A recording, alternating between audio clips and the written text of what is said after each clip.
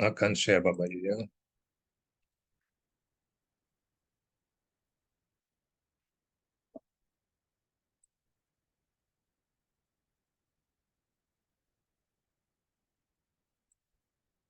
Nah, ini judulnya dari bahasa Inggrisnya sebetulnya Nuclear Security Culture Concept, Model, Characteristic, and Application Practice. Nah, ini adalah dasar-dasar negara anggota yang akan mendiseminasikan atau memperkenalkan budaya keamanan kepada fasilitas nuklir yang mereka miliki, fasilitas nuklir dan juga fasilitas sumber radiasi. Dan ini mengacu kepada Nuclear Security Series nomor 7 yang diterbitkan pada tahun 2008.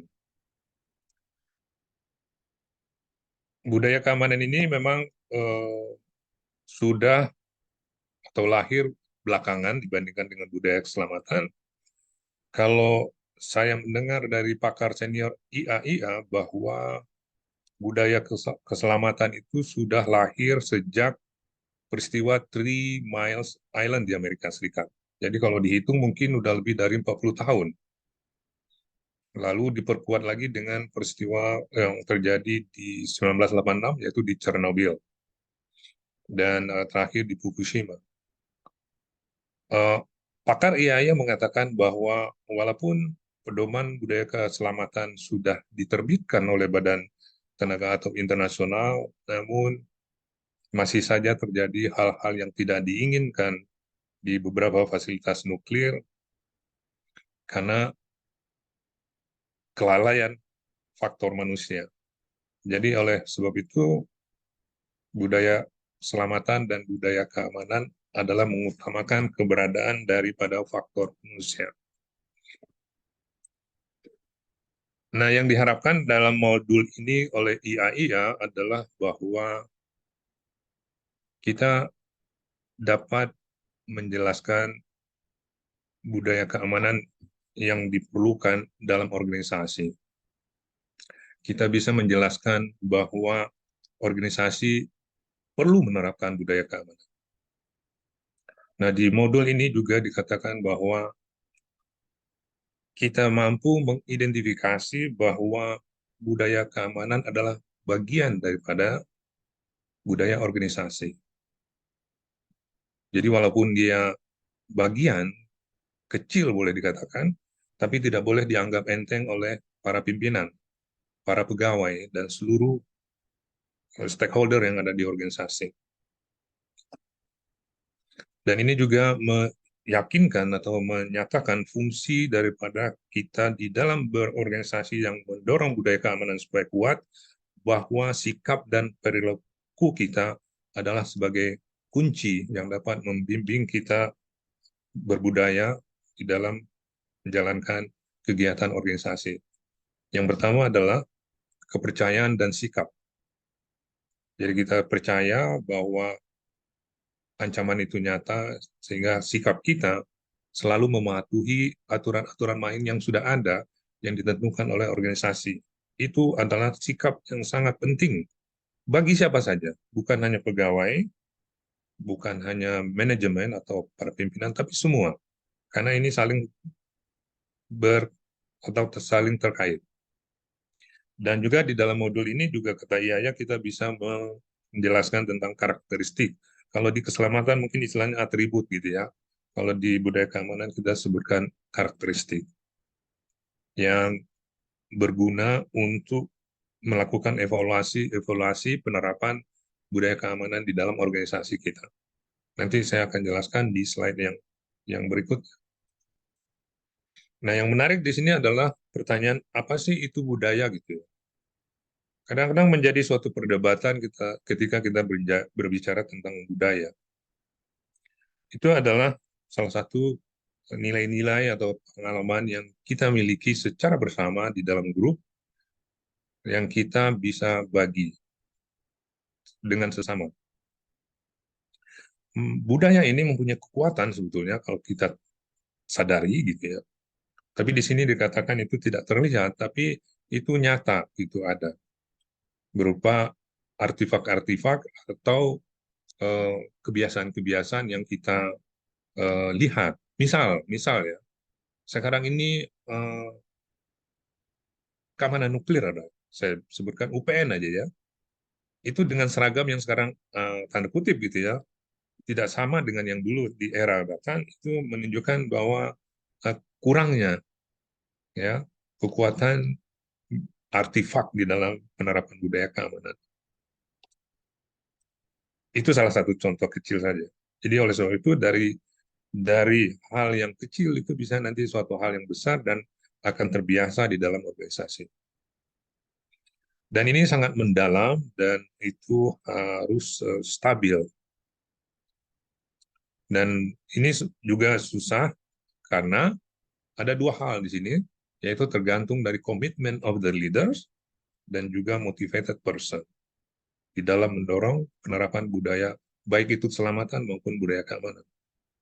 Jadi dua hal penting ini yang harus bersinergi antara pimpinan puncak dan juga pegawai yang punya militansi di dalam mengamankan fasilitas nuklir atau sumber radioaktif. Jadi tidak saja instruksi berupa WhatsApp, mungkin akhir-akhir ini saya sering dengar gitu, tidak ada ketemu langsung dengan staf lalu memberikan instruksi-instruksi yang jelas. Jadi hubungan antara pimpinan dan staf ini sangat penting di dalam komunikasi budaya keamanan. Nah, kita tadi sudah singgung bahwa budaya keamanan adalah subset di dalam organisasi. Ya. Di dalam organisasi kita ada sejumlah budaya-budaya yang dimiliki oleh organisasi. Oleh sebab itu, budaya keselamatan ataupun budaya keamanan tidak boleh dianggap enteng, walaupun dia keberadaannya bagian kecil. Nah, ini caranya adalah kita harus selalu melakukan awareness, mungkin secara periodik organisasi harus menyampaikan kepada pegawai dan manajemen bahwa pentingnya penerapan budaya keamanan, karena kita tadi sikap dan perilaku kita yang meyakini bahwa ancaman itu nyata, sehingga keberadaan sistem keamanan atau physical protection di fasilitas kita sangat penting. Jadi di sini sudah terlihat adanya saling keterkaitan antara sesama budaya yang ada di dalam organisasi dan juga adanya komunikasi yang sangat kuat antara pimpinan atau manajemen dengan para pegawainya. Inilah yang akan membuat tujuan daripada organisasi bisa terwujud, bisa tercapai. Kalau salah satu daripada itu tidak diterapkan secara konsisten, itu akan berbahaya bagi nasib organisasi ke depan.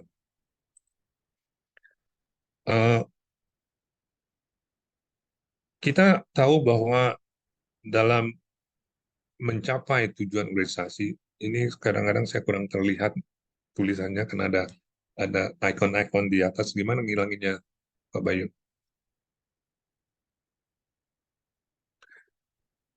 Jadi artinya begini, kita harus tahu bagaimana membuat organisasi kita mencapai tujuannya. Pertama, kita harus mempertimbangkan dari sisi ekonomi, sosial, lingkungan yang kita harus patuhi. Terutama saat kita memanfaatkan bahan radioaktif. Yang lainnya adalah kita harus ada kesesuaian peraturan baik keselamatan maupun keamanan. Complying with safety requirement and security requirement. Nah, tentunya pimpinan-pimpinan kita yang akan mengimplementasikan dengan dukungan kita. Caranya adalah bahwa kita selaku orang safety yang tahu benar persyaratan-persyaratan safety harus selalu mengingatkan pimpinan kita bahwa Pak, ini Bu, ini dari sisi keselamatan harus wajib diterapkan karena ini mandatory. Ada konvensinya. Ada konvensi safety, konvensi security.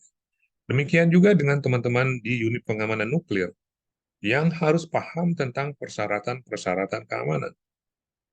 Sebagai staf, sebagai pegawai, sebagai expert misalnya, kita harus selalu mengingatkan pimpinan. Pimpinan yang sangat luar biasa tugas-tugasnya, kita mengisi sesuai dengan kompetensi kita. Berdasarkan jaminan mutu, quality assurance, kita membuatkan laporan kepada beliau, lalu kita kirim, udah selesai tugas kita. Nah, keputusan akhirnya adalah pada pimpinan. Tapi teman-teman quality assurance, jaminan mutu yang ada di dalam unit kerja atau organisasi kita, tentu dalam rapat-rapat forum akan selalu mengingatkan hal-hal yang tadi diusulkan persyaratan keselamatan dan persyaratan keamanan. Oleh sebab itu, komunikasi yang sangat kuat di dalam organisasi, di dalam mencapai tujuan organisasi akan bisa tercapai apabila hal-hal yang dua tadi, safety, persyaratan keselamatan dan persyaratan keamanan dipenuhi. Dan ini tidak mudah memang. Harus ada jiwa militansi daripada pegawai atau tenaga ahli yang ada di dalam organisasi untuk selalu, boleh saya bilang, nyinyir kepada pimpinan kita. Jadi kalau ada hal-hal terjadi di kemudian hari, setidak-tidaknya take a note, sudah dicatat kenyinyiran kita itu kepada pimpinan. Kita sebagai staff, sebagai tenaga ahli tidak akan disalahkan karena sudah dicatat oleh bagian jaminan mutu. Nah, yang lainnya adalah bahwa berpikir tentang budaya organisasi, di sini dikatakan bahwa jelas kata Edgar Schein, ya, penulis buku budaya organisasi, mengatakan bahwa budaya yang baik itu akan dapat mencapai tujuan daripada organisasi. Budaya yang baik itu keselamatan maupun keamanan, karena kedua-duanya equal important, sama-sama penting. Dan itu kalau diterapkan secara baik, akan dapat mencapai tujuan organisasi. Caranya adalah dengan kehadiran, keberadaan daripada para manajer, dan juga bersama dengan unit atau divisi atau personil lainnya, mengembangkan dan menjaga budaya keamanan, budaya organisasi. Nah, oleh sebab itu, peran daripada manajer, kalau di sini apa istilahnya sekarang, koordinator, subkoordinator, itu sangat penting, dan juga para direktur tentunya, yang akan mendukung keberadaan dan penerapan kedua budaya yang ada di dalam organisasi. Nah, ini kata kunci daripada keberhasilan organisasi, tujuan organisasi adalah dengan menerapkan budaya keselamatan yang baik dan juga budaya keamanan yang baik. Bagaimana cara kita mengetahui bahwa itu baik atau tidak baik? Tentunya dengan cara melakukan self-assessment, penilaian diri secara periodik, dan apabila itu sudah dilakukan, kemungkinan nanti akan diupayakan peningkatan budaya keselamatan dan juga peningkatan budaya keamanan. Itu langkah-langkah yang saat ini masih berlaku di Badan Tenaga Atom Internasional. Nah, di dalam budaya organisasi yang ditulis oleh Profesor Edgar Schein, yang mengatakan bahwa a pattern of share basic assumptions that the group learn as it solve its problem. Jadi di sini dikatakan bahwa berbicara budaya itu kita tidak berbicara individual, ya. Berbicara budaya di sini adalah berbicara kolektif, grup. Jadi kalau ada di dalam suatu unit kerja ada satu orang membuat suatu kesalahan dalam bekerja, itu bukan berarti dia langsung dituduh sebagai orang yang tidak berbudaya. Karena itu nanti ada kaitannya dengan manajemen, dan itu kaitannya dengan perilaku pimpinan. Apakah si personil tadi itu sudah diberi pengetahuan tentang keamanan dan lain sebagainya, atau sudah diikutkan dalam training dan lain sebagainya. Jadi apa yang sudah diperoleh oleh para seniornya yang baik-baik itu akan disampaikan kepada pegawai-pegawai baru. Nah, misalnya seperti sekarang ini, misalnya kami bersama Pak Bayu kan sudah pernah melakukan penilaian diri budaya keamanan. Dan itu kan hal yang positif, terbukti diakui oleh Badan Tenaga Atom Internasional sebagai role model. Nah, hal yang baik itu di dalam momen sekarang ini, yang kita lakukan saat ini, 2 hari ini, itu adalah dalam upaya mentransfer pengetahuan yang kami peroleh yang baik dalam hal penerapan budaya keamanan dan penilaian diri.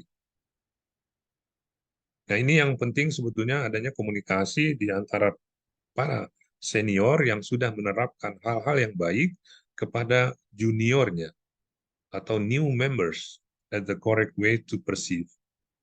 Jadi sangat, apa ya, kalau saya bilang, para senior yang menjaga jarak dengan juniornya gitu ya.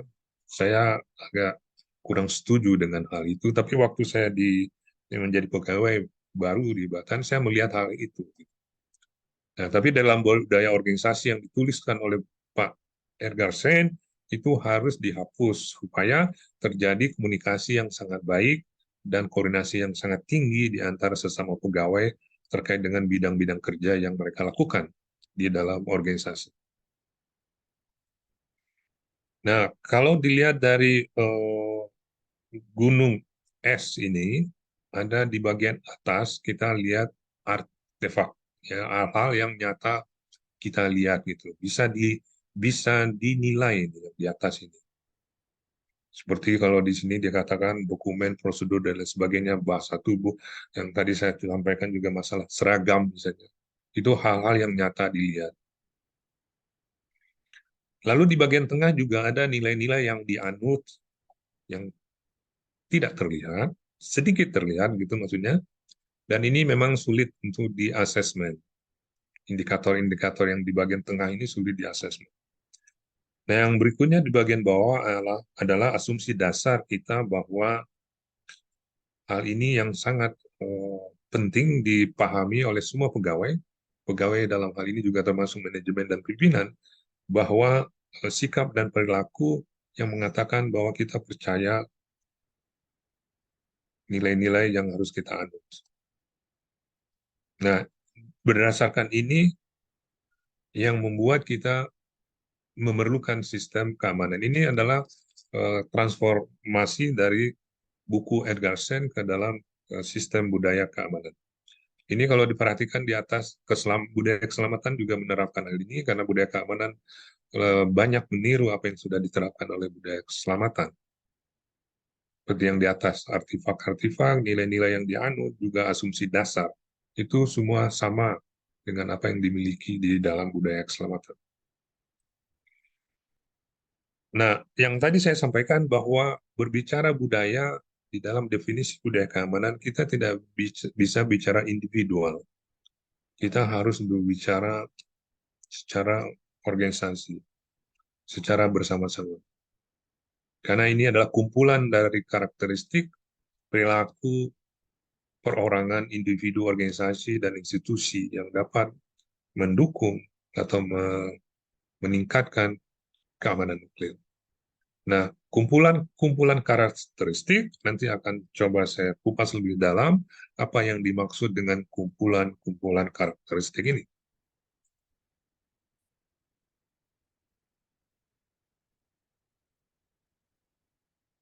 Nah, ini ada 3 tingkatan di sini kalau diterjemahkan buku Edgar Sain tentang budaya organisasi. Pertama, di atas adanya kelompok manajemen, karakteristik perilaku, di dalamnya ada perilaku pimpinan dan juga perilaku personil. Jadi ada manajemen, ada perilaku pimpinan, dan perilaku personil di bagian artefak atau hal-hal yang gampang dilihat. Yang nilai-nilai yang perlu dianut di bawahnya ada kurang lebih prinsip-prinsip dasar, ada 5 nanti akan saya jelaskan. Dan yang di bawah ada 2 karakteristik yang terkait dengan belief and attitudes, yaitu underlying assumption, asumsi dasar bagi kita untuk memahami budaya keamanan karena keamanan nuklir itu penting. Nah, di model IAIA, di karakteristik dan indikator yang ada di dalam pedoman IAIA itu adalah sikap, perilaku, dan attitude, prinsip-prinsip manajemen sistem, dan juga hal-hal yang lebih efektif untuk dipelajari agar kita bisa mempertahankan atau menjaga keberlanjutan keamanan nuklir. Dan di dalam karakteristik yang dibuat oleh AIA itu memang diharapkan untuk kita melakukan penilaian diri, seperti yang akan kita lakukan dalam waktu dekat ini. Dan ini juga akan dapat meningkatkan penerapan sistem keamanan nuklir dan juga penerapan budaya keamanan nuklir. Dan indikator-indikator yang ada di dalam karakteristik budaya keamanan menjelaskan untuk atau cara kita melakukan evaluasi dan kita akan dapat mengetahui status daripada penerapan budaya keamanan di dalam organisasi kita. Oleh sebab itu, kita harus selalu melakukan evaluasi secara periodik. Kalau menurut saran IAIA, 1 kali dalam 2 tahun. Karena manusia berubah dan juga organisasi terjadi perubahan. Terjadinya rotasi para direktur di antara organisasi itu sendiri. Misal dia dipindahkan ke Jogja, Bandung, dan Serpong. Nah ini kan menarik, di BRIN ini direkturnya cuma 1, tapi membawai 3 fasilitas nuklir misalnya, reaktor 3 yang ada di Jogja, Bandung, Serpong. Nah oleh sebab itu di dalam karakteristik budaya keamanan, disarankan untuk melakukan evaluasi atau self-assessment secara periodik. Mungkin timbul pertanyaan, kenapa kita melakukan self-assessment? Sebab kita ingin mengukur diri kita sendiri. Dan disarankan tidak menggunakan pihak ketiga dalam melakukan penilaian ini. Alasannya adalah memerlukan waktu yang cukup lama bagi pihak ketiga memahami aturan main organisasi dan regulasi serta prinsip-prinsip dasar yang ada di dalam organisasi kita. Oleh sebab itu, IAIA menganjurkan agar kita melakukan kegiatan penilaian diri yang akan lebih efektif jika dibandingkan dengan mengundang pihak ketiga melakukan penilaian diri. Nah, karakteristik tadi yang saya sebutkan yang paling bawah adalah tentang belief and attitudes, kepercayaan dan sikap perilaku kita bahwa ancaman itu nyata, sehingga kita memerlukan sistem keamanan. Saya ngasih analogi, misalnya Bapak Ibu sekalian memiliki kendaraan bermotor gitu ya, lalu diparkir di garasi di rumah, kan akan dikunci mobil atau motornya, lalu digembok lagi pagarnya. Itu kan kita berasumsi bahwa ada ancaman di luar yang mungkin orang punya kesempatan untuk mencuri. Demikian juga halnya dengan keamanan nuklir. Kita memerlukan akses kontrol, sistem deteksi, sistem penghalang, penjaga yang ditempatkan di pos-pos. Itu adalah dalam rangka untuk mencegah tadi itu pencurian dan sabotase.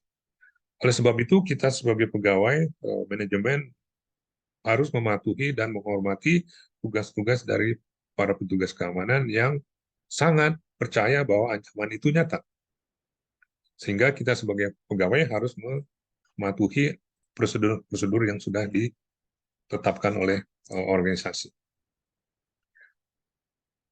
Nah, underlying assumption ini adalah sebagai kunci untuk mendorong kita, perilaku kita dalam hal keamanan nuklir. Bagaimana sikap kita ketika kita berhadapan dengan petugas keamanan. Saya kasih contoh ketika Presiden Jimmy Carter memasuki fasilitas nuklir di Carolina Utara dengan pengawalan oleh pasukan pengawal presiden melewati MGS gitu misalnya ya. Lalu petugas keamanan di MGS mengatakan, Pak Presiden, tolong kosongkan jaket Bapak. Nah, pengawal-pengawal presiden khawatir dan sangat takut kalau Pak Presidennya marah. Apa yang dilakukan oleh Presiden Jimmy Carter pada waktu itu, beliau kosongkan isi kantong jasnya dan diserahkan ke petugas. Lalu melewati tansel atau X-ray yang disiapkan oleh security management. Dia lewat dan keluar juga demikian. Apa yang terjadi setelah itu? Presiden Jimmy Carter menyalami petugas keamanan yang menyarankan dia mengosongkan kantong jasnya. Apa yang dikatakan oleh Presiden? Good job, son. Jadi Anda sudah melakukan pekerjaan yang baik. Tapi pengawal Presiden berpikir, masa petugas MGS mengira Presiden teroris atau penjahat? Dan pada akhirnya, petugas pengamanan di MGS tersebut mendapatkan penghargaan dan kenaikan pangkat oleh pimpinannya. Nah, ini salah satu contoh bahwa si petugas percaya akan adanya ancaman dan dia merasa bahwa perangkat keamanan sangat penting. Nah, kita berharap pengamanan pengamanan BRIN ke depan atau DTF ke depan juga menyadari hal ini dan bisa menerapkan hal yang sama. Nah, di dalam prinsip-prinsip dasar tadi yang dianut, ada 5 di sini, ada motivasi, ada kepemimpinan, komitmen dan tanggung jawab, serta sikap profesional dan kompeten, serta learning and improvement. Saya ingin melihat dari sisi learning and improvement. Pembelajaran dan peningkatan ini sangat penting, oleh sebab itu IAIA mengatakan di dalam penerapan budaya keamanan 10 tahun terakhir ini sangat baik sekali, karena apa? Adanya diseminasi budaya keamanan ini yang mengatakan bahwa keamanan adalah tanggung jawab kita semua, bukan hanya tanggung jawab petugas keamanan saja. Dan juga termasuk dalam hal ini manajemen dan pimpinan. Apa yang tersirat di dalam ucapan pakar IAIA tersebut? Artinya adalah apabila ada hal-hal yang menyimpang atau security event di dalam suatu organisasi, itu disampaikan kepada pegawai. Tujuannya adalah untuk menjadikan pembelajaran sehingga kita tahu membuat langkah peningkatan ke depannya. Nah, ini yang dimaksud dengan learning and improvement. Jadi pimpinan dalam hal ini manajemen harus mempunyai nilai-nilai yang dianut yang secara mendasar bahwa pembelajaran dan peningkatan itu penting. Sehingga muncul orang-orang yang punya sikap profesional dan punya kompetensi dalam bidangnya. Tentunya dia akan punya komitmen dan bertanggung jawab dan jiwa kepemimpinannya tumbuh sehingga dia punya motivasi yang tinggi. Jadi ini yang saya lihat dari model IAIA khususnya di karakteristik prinsipal ini. Dan ini perlu diketahui oleh semua level di dalam organisasi. Yang lainnya adalah tadi ada 17 karakteristik yang dimiliki di dalam sistem manajemen.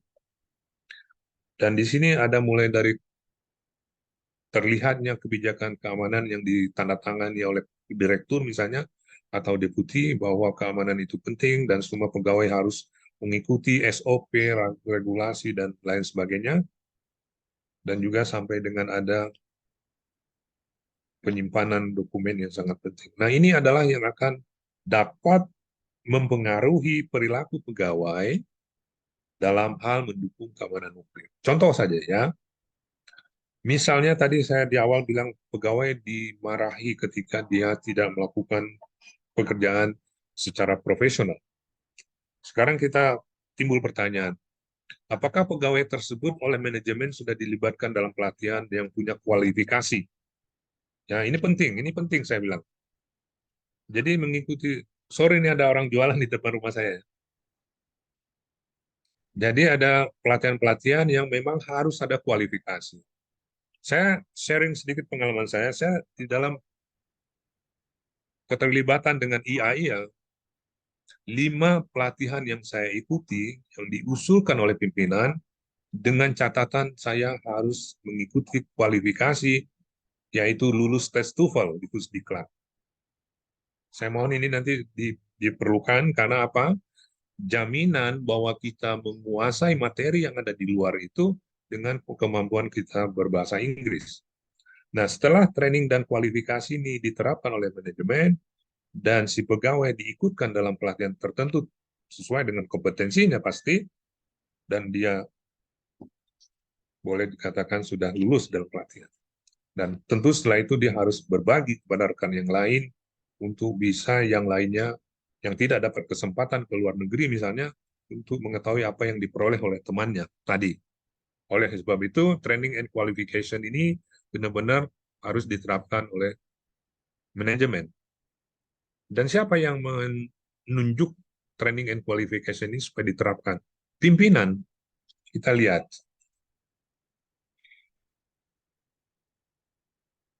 Nah, di dalam manajemen sistem tadi kita lihat bahwa perilaku personil yang sangat positif akan nanti dapat terlihat apabila kurang lebih 17 dari karakteristik sistem manajemen itu benar-benar diterapkan oleh manajemen dan tentu dukungan oleh pimpinan.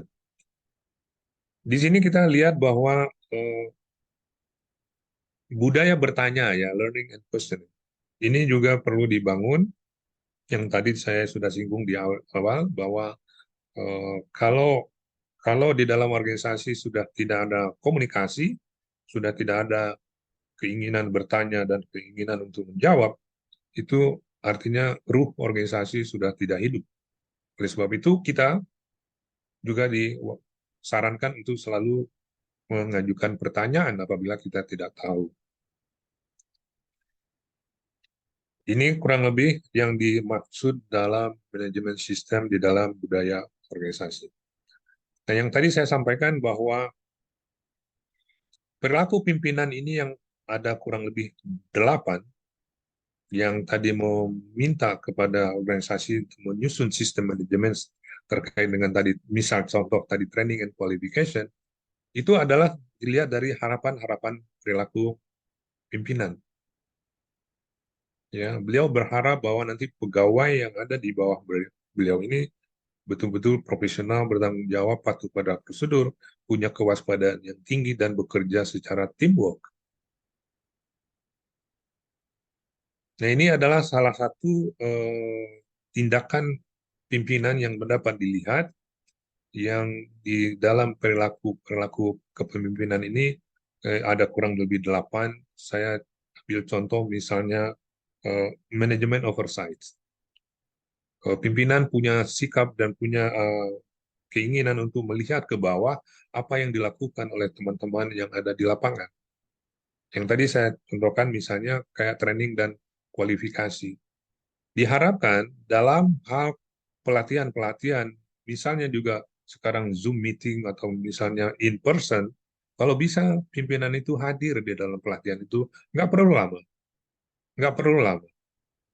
Beliau menampakkan dirinya di depan pelatihan yang sedang berlangsung, itu menandakan pimpinan sudah menerapkan budaya keamanan yang baik. Itu salah satu motivasi yang beliau berikan kepada stafnya yang sedang menjalankan pelatihan-pelatihan.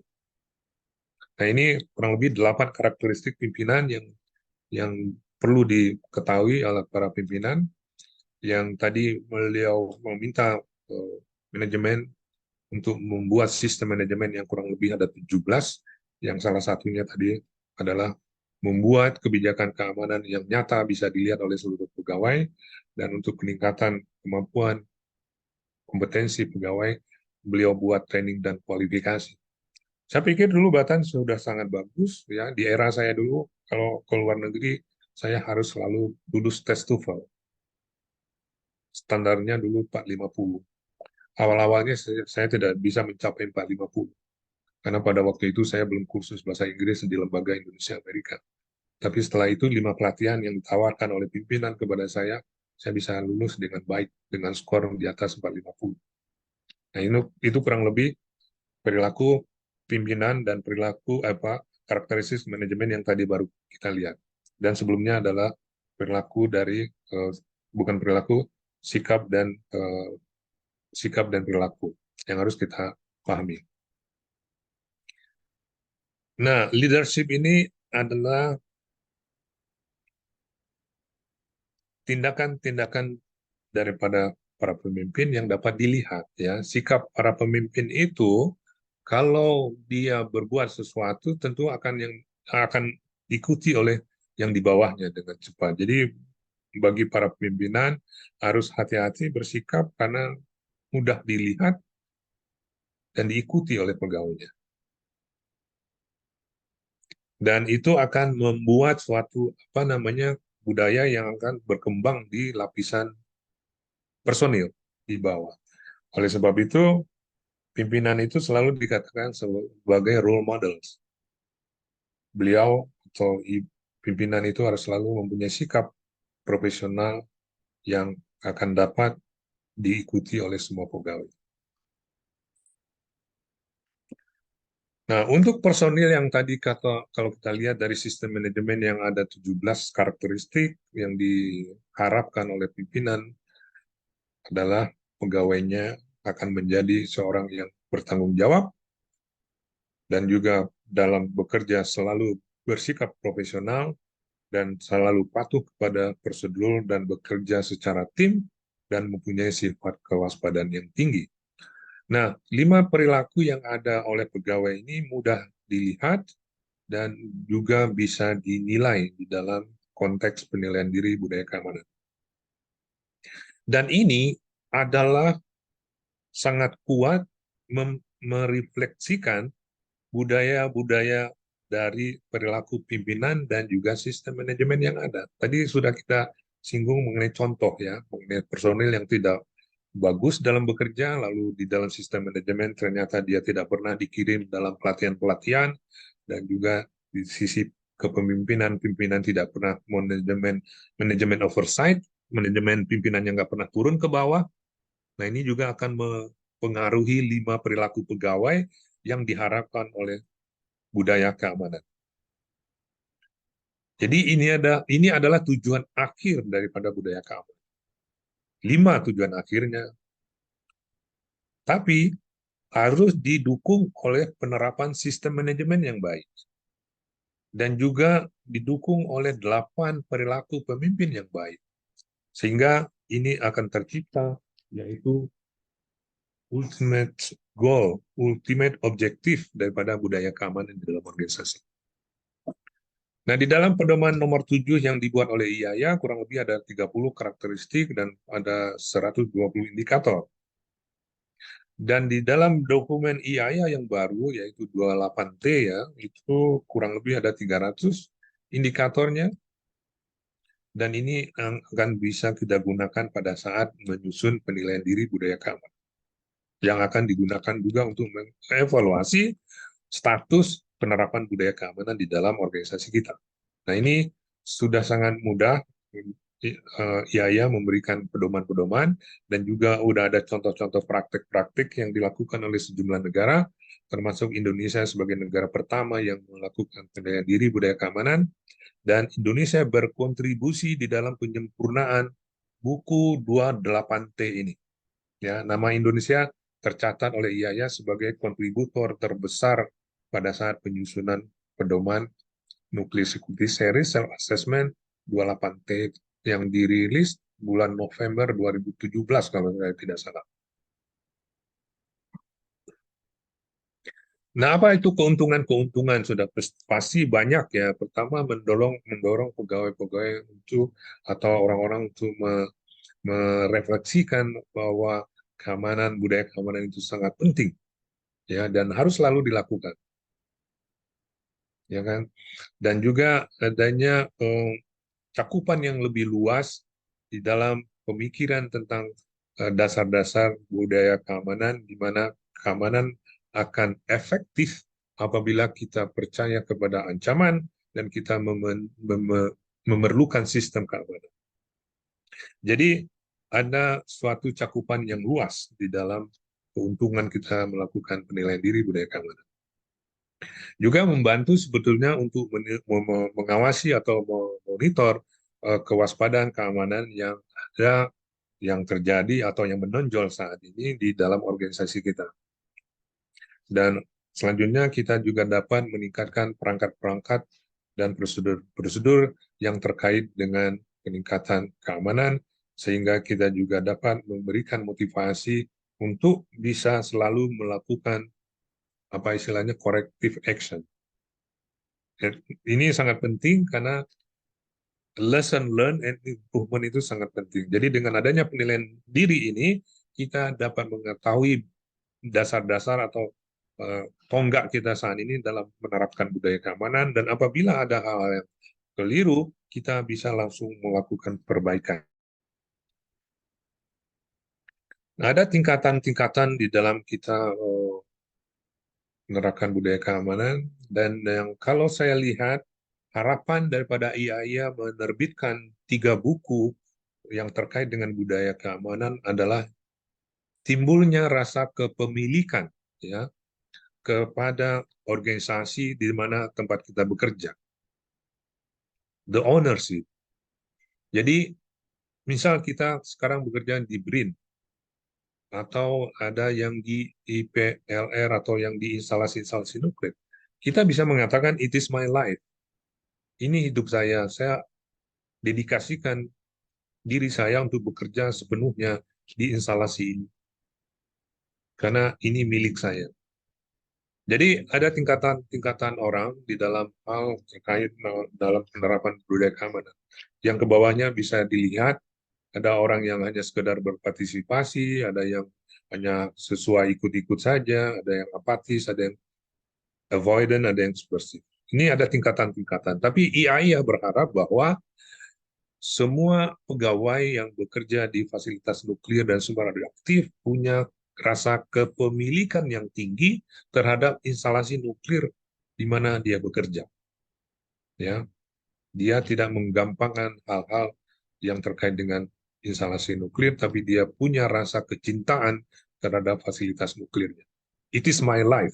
Kalau di militer itu disebutnya it is my life. Ini hidup saya. Saya dedikasikan diri saya kepada pekerjaan saya di fasilitas nuklir. Kalau saya tidak menerapkan, akan berdampak daripada nasib saya nanti dan juga nasib organisasi kita. Oleh sebab itu, sustainability of nuclear facility di manapun berada adalah timbulnya rasa kepemilikan dari semua pegawai terhadap tempat mereka bekerja. Simpulan, budaya keamanan tadi kita sudah lihat slide-nya adalah bagian dari sekian budaya yang ada di dalam organisasi. Tapi harus diingat, walaupun dia subset, walaupun dia bagian kecil di dalam suatu organisasi, BRIN misalnya, tidak boleh dianggap enteng. Ya, karena apa? Keberadaan faktor manusia bisa menjadi keberhasilan suatu organisasi dan juga bisa menjadi kegagalan suatu organisasi. Karena manusia, faktor manusia adalah yang menjalankan budaya keamanan. Nah, ini sangat penting. Dan budaya keamanan juga dapat menjadikan, mewujudkan apa yang dicita-citakan oleh organisasi. Dan buku pedoman IAIA adalah dapat digunakan bagi semua organisasi agar kita dapat mengenal dan memahami tentang di mana kita sekarang. Ya, budaya kita di level apa sekarang. Ini bagus yang diinisiasi oleh Pak Bayu, walaupun kita sekarang sudah bergabung kepada BRIN, tapi punya pengalaman yang sudah diakui oleh IAIA. Sekarang kita mulai dengan tahap kecil saja dulu, nanti akan lebih bisa berkembang lagi menjadi suatu kegiatan yang dapat diakui oleh IAIA. Mungkin begitu Pak Bayu. Nah, ini terakhir saya lihat adanya bahwa budaya keamanan IAIA ini model untuk mendukung, menolong ya, identifikasi human factor. Jadi keberadaan faktor manusia, keberadaan kita semua adalah sangat penting di dalam suatu organisasi. Nuclear security culture ya itu mengatakan bahwa kita tuh adalah aset di dalam suatu organisasi. Demikian Pak Bayu yang bisa saya sampaikan di modul pertama ini, Pak. Terima kasih.